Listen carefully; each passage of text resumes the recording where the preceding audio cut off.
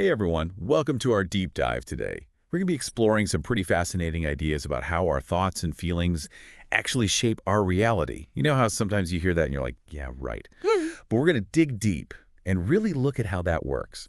We're diving into the world of Abraham Hicks today. And we've got a super interesting YouTube video to help guide us, along with some personal notes, summarizing some key concepts. Yeah, this is really about tapping into this idea of source energy, which is something that you hear Abraham Hicks talk about a lot. Okay, source energy, what does that even mean? Yeah. Like in a practical sense, Yeah, day to day. right. Well, think about it this way.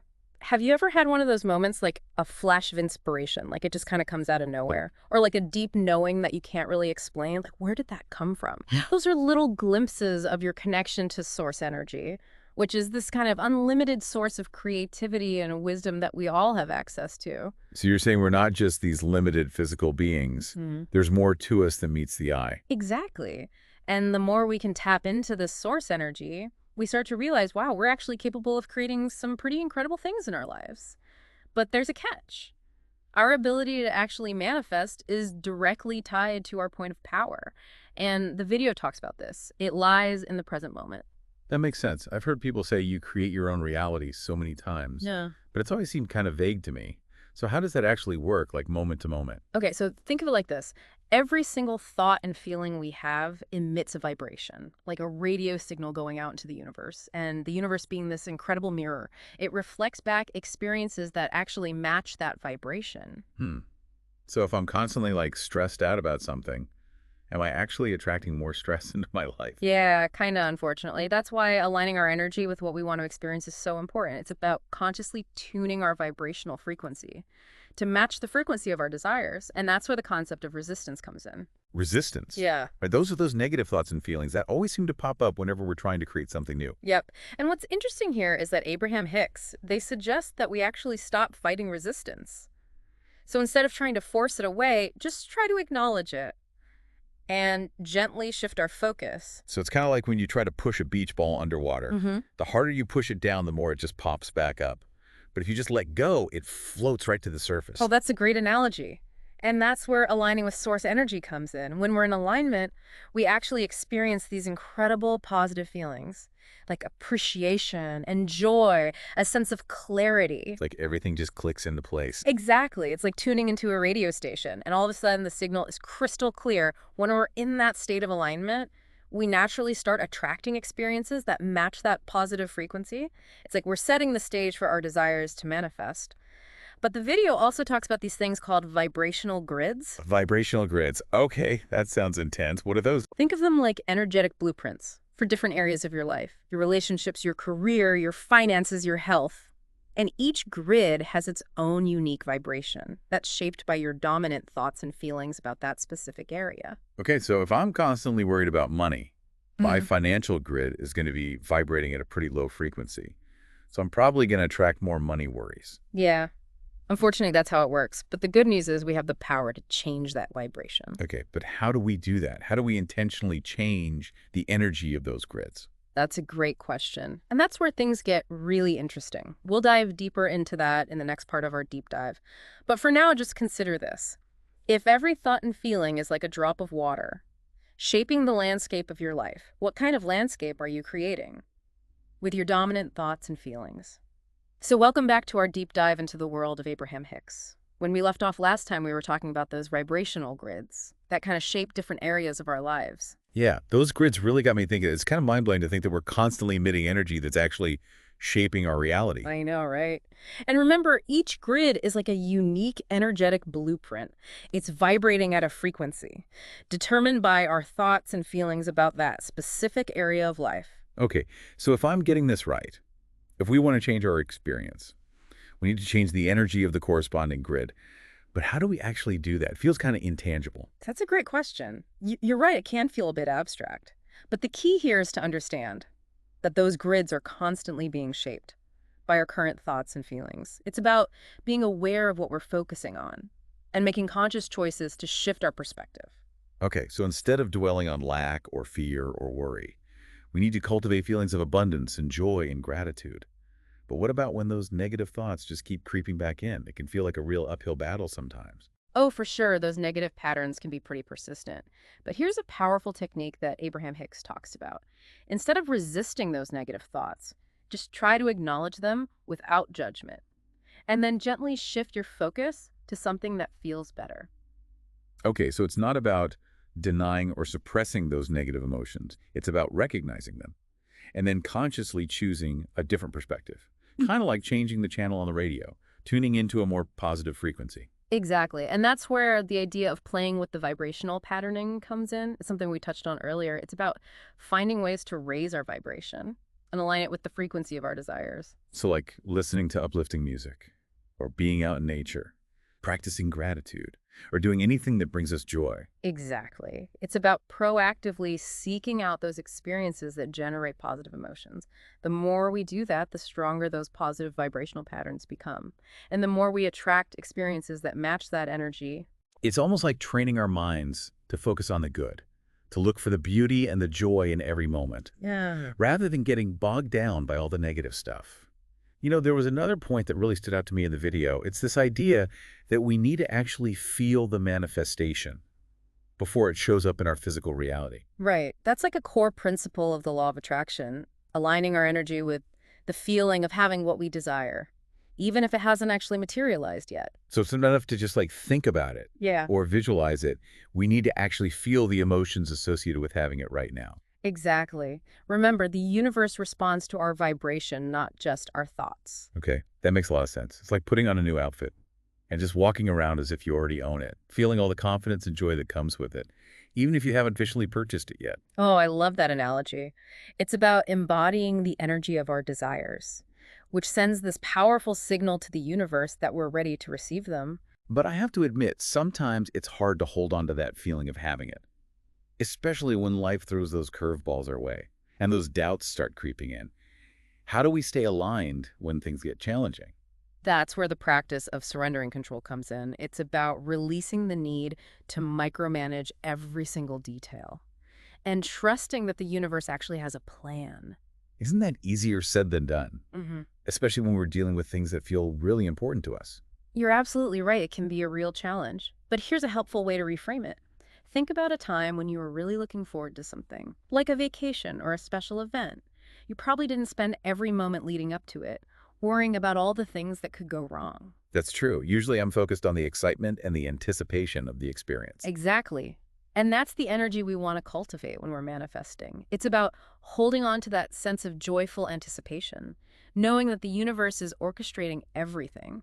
In perfect timing. Okay, so it's kind of a balance then, between taking inspired action toward our goals and trusting that the universe is working behind the scenes to support us. Exactly. It's about letting go of that need to control every outcome and just embracing the journey. It's like being on a roller coaster, Mhm. trusting that it's going to take us on a thrilling ride, even if we don't know all the twists and turns along the way. I love that. And speaking of the journey, the video also talks about the role of contrast and the manifestation process. Contrast, what does that mean in this context? Sometimes life throws us these experiences that we might not initially see as positive, challenges, setbacks, disappointments.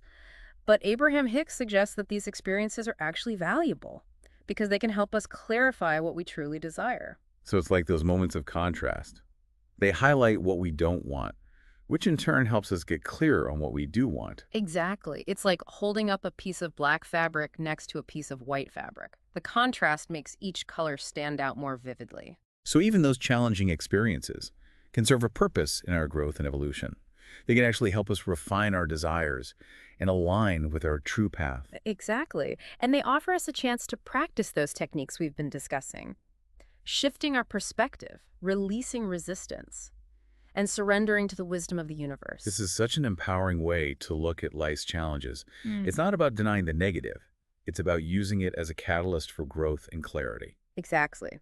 And that's the beauty of this work. It's about recognizing that we actually have the power to choose our thoughts, our feelings, and ultimately our reality. That's a pretty amazing realization. We're not just passive recipients of what life throws our way. We're active creators of our own experience. Yes, you got it. And the more we embrace that power, the more we can align with our true potential and create a life that truly lights us up. This has been such an insightful conversation so far. We've covered so much ground, from understanding those vibrational grids to exploring the power of feeling our desires and the importance of surrendering control.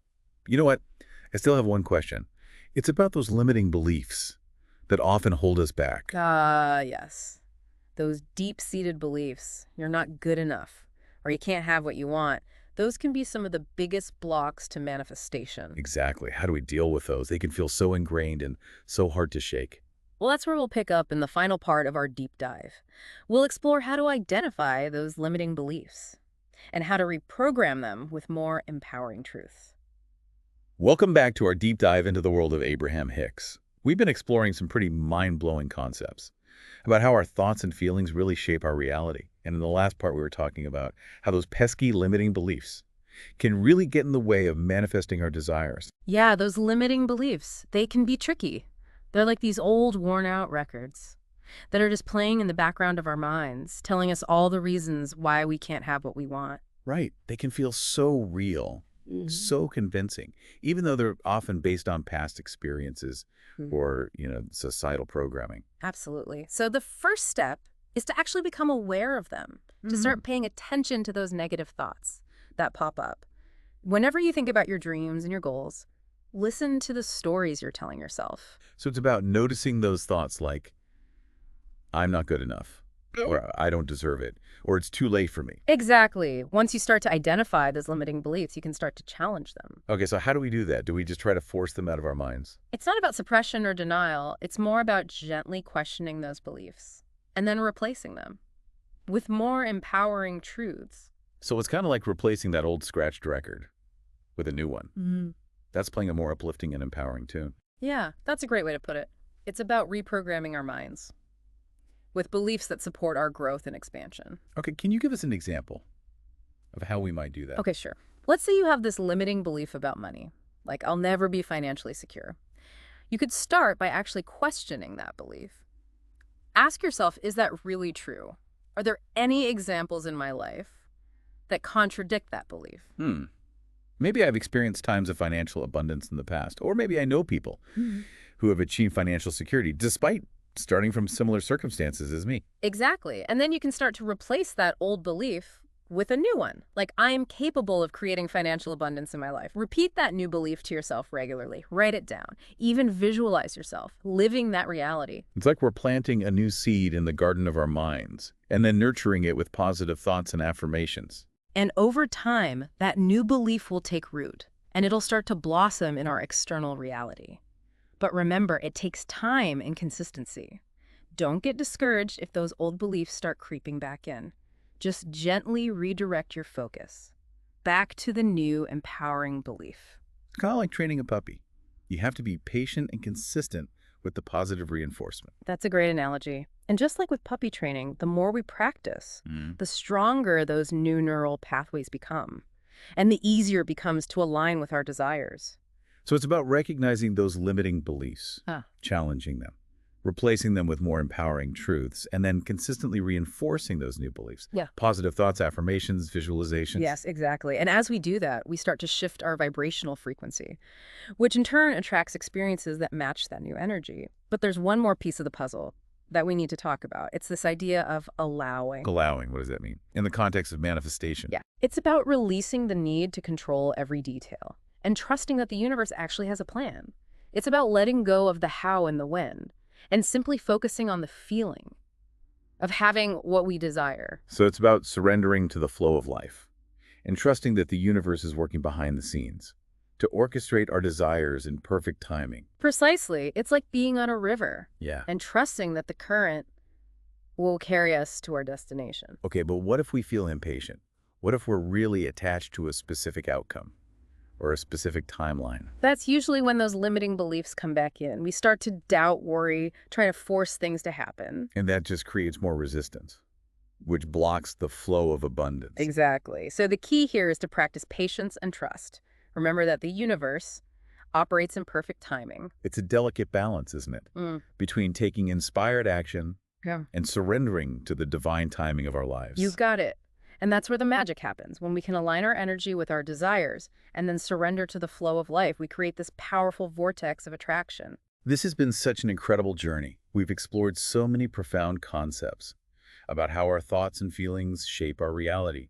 We've talked about source energy, vibrational grids, the importance of feeling our desires, the power of releasing resistance, and the art of allowing. And we've also talked about how to identify and reprogram those limiting beliefs that can hold us back from experiencing the fullness of our potential. This is truly empowering information.